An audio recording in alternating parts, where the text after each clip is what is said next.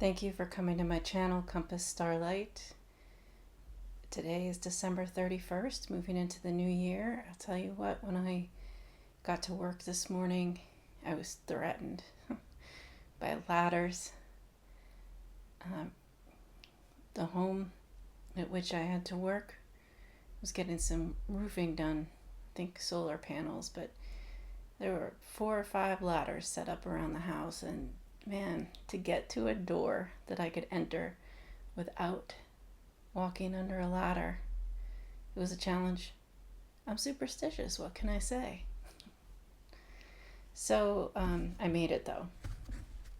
I've seen a lot of memes posted about the year 2024 and good riddance to 2024, looking forward to 2025.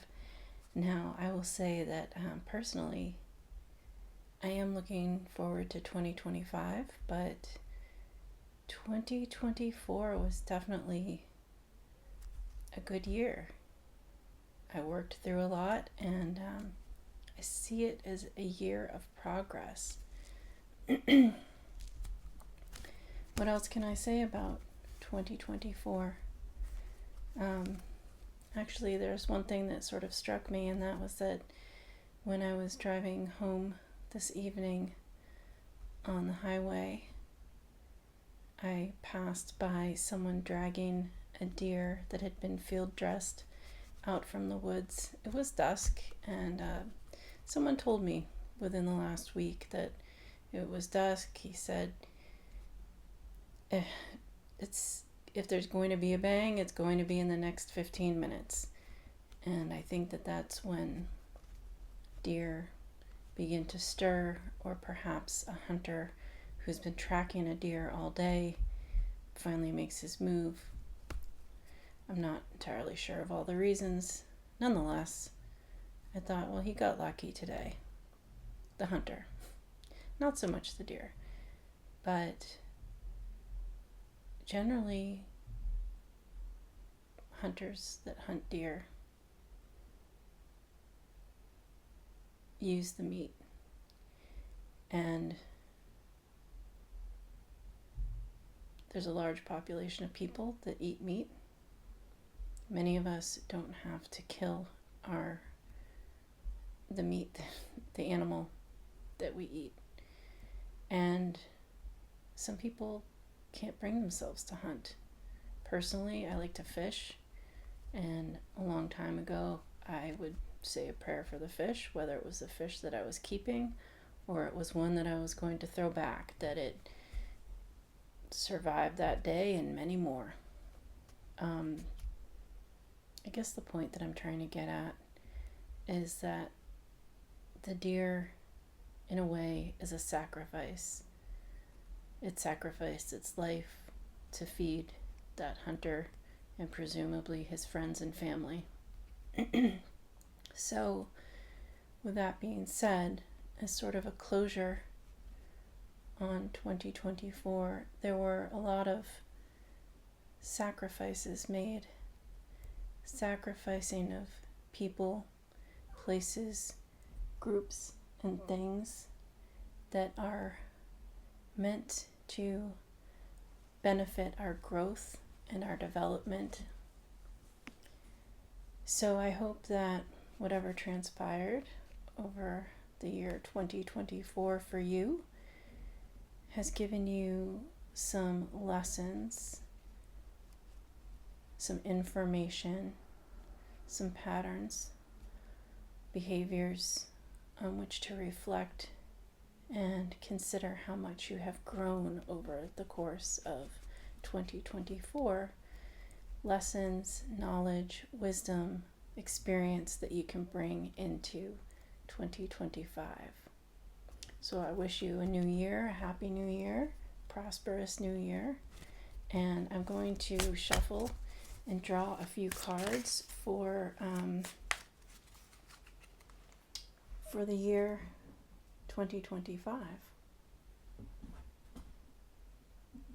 Put a little music on for inspiration while I shuffle. Oh, and also, as I was getting out of the shower, the fire alarm went off. It's a new fire alarm, one I'm not familiar with. Thankfully, it was a false alarm, but I didn't know how to shut it off. So it was a little bit upsetting, a little bit of a surprise, right? But what can I say? It's a big, loud ringing in the new year. So, clear that. Here I am trying to shake this bell that's got tissue paper in it from my move. This one.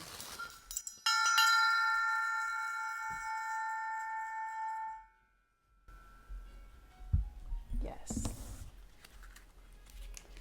Anyway, Chariots of Fire. We can awaken our passions and move forward with enthusiasm into the new year. The first card to flip out here is Philosophy. Card number 28. I don't have my reading glasses on, so. What other kinds of energies can we embrace as we move into 2025?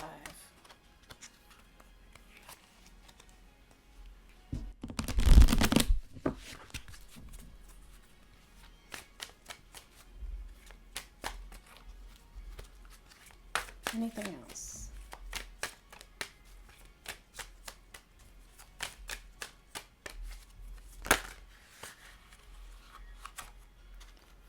Three more, and I will take them. Strength. Card number 36. A pillar of strength.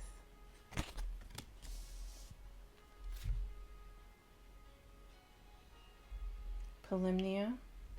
Card number 15.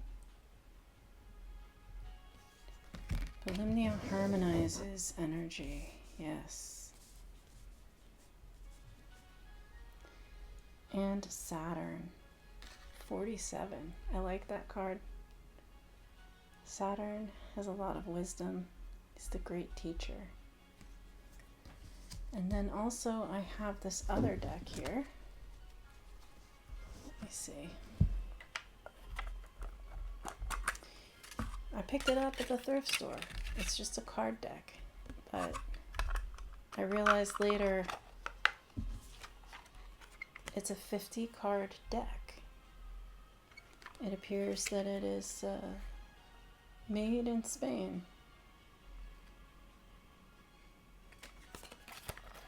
So my hope, I didn't realize it wasn't a normal, typical playing deck.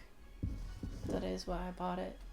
But my hope is that was that it had some really interesting pictures, and indeed does not hold a queen. But for example, it is cups, wands. There's the king. More wands. Page of coins. Right. Cups, coins, clubs, and swords. So I thought that was interesting when I busted it out with a friend to play a card game.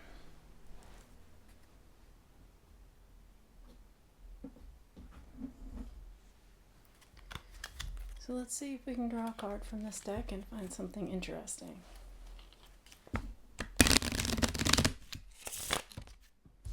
Some kind of message that wants to come through to accompany these cards here I've already drawn from the Mantegna Tarot, my deck of archetype cards.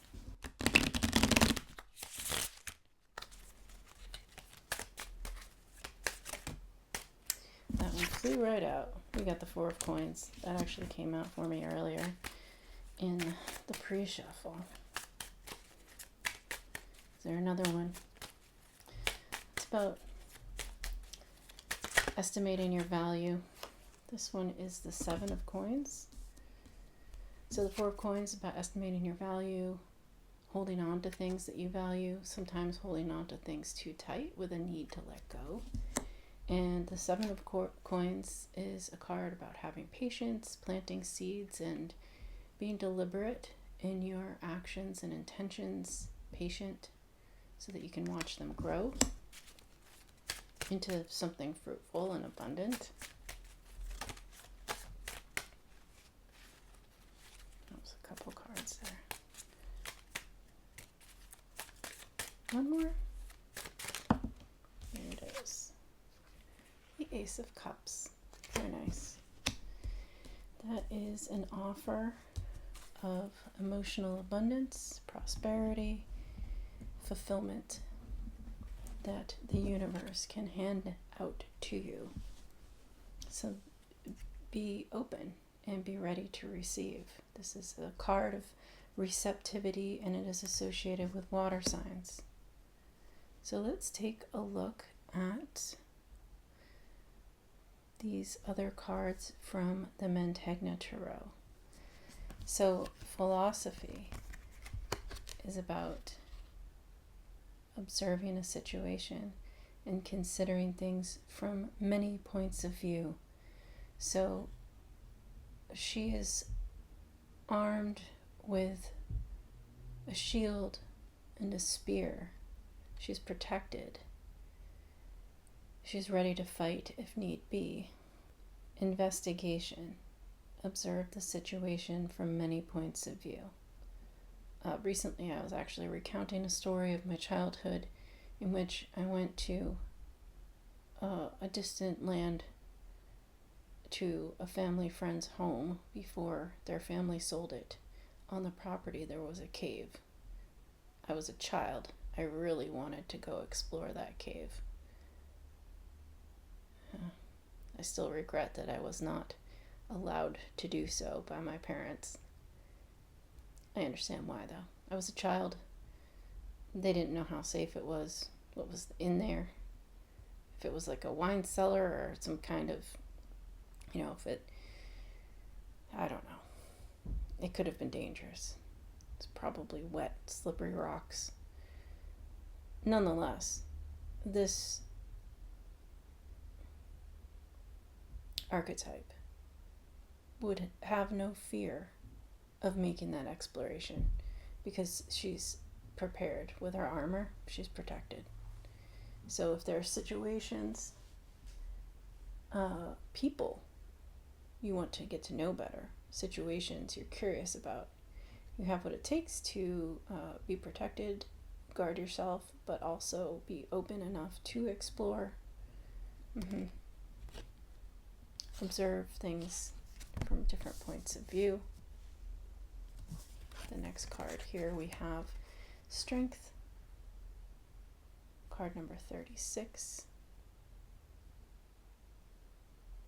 Act quickly and decisively.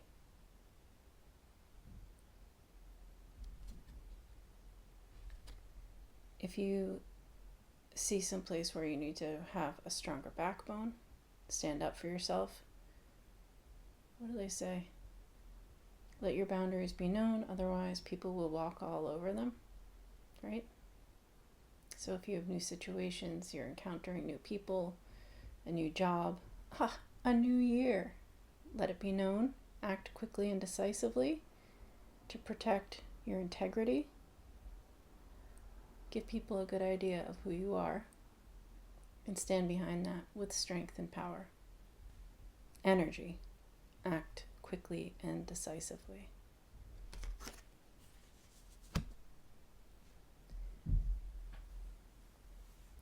Next we have the card Polymnia.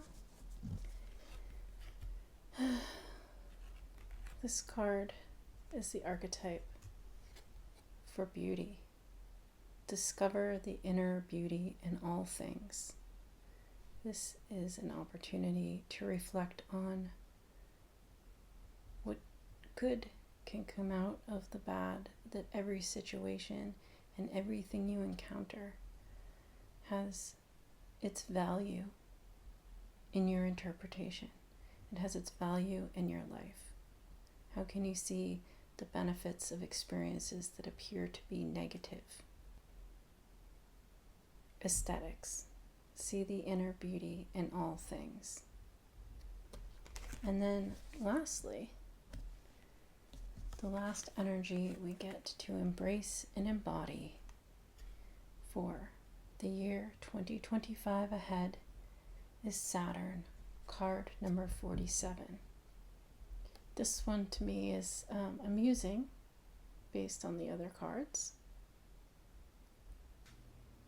Isolation, always think before acting.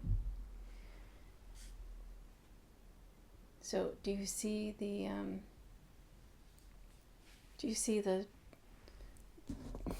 conflict of energy? This is act quickly and decisively, and this one is always think before acting. So perhaps a better way to put this card is always think before reacting. Take a deep breath if you find yourself in a situation that could turn into conflict, that is potentially misunderstanding. Find a way in 2025 to talk through issues and conflicts, resolve issues, stand up for your beliefs, explore other people's perspectives and opinions, but have the strength and conviction to stand up for yourself and your own. And in this, we find a way to appreciate the inner beauty of all those we encounter in the experiences that we live through for the year 2025. Thank you for coming to Compass Starlight. Happy New Year.